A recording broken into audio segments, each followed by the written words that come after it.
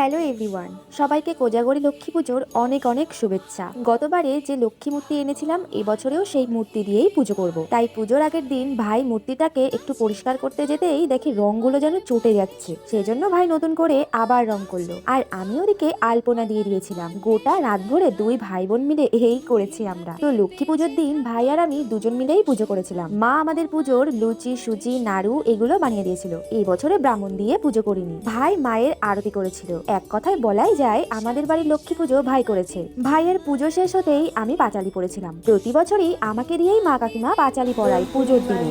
নির্মল আকাশ, ধীরে ধীরে বহিতেছে মলয় বাতাস, লক্ষ্মী দেবী বামে করি বসে নারায়ণ, বহিছে নানা কথা।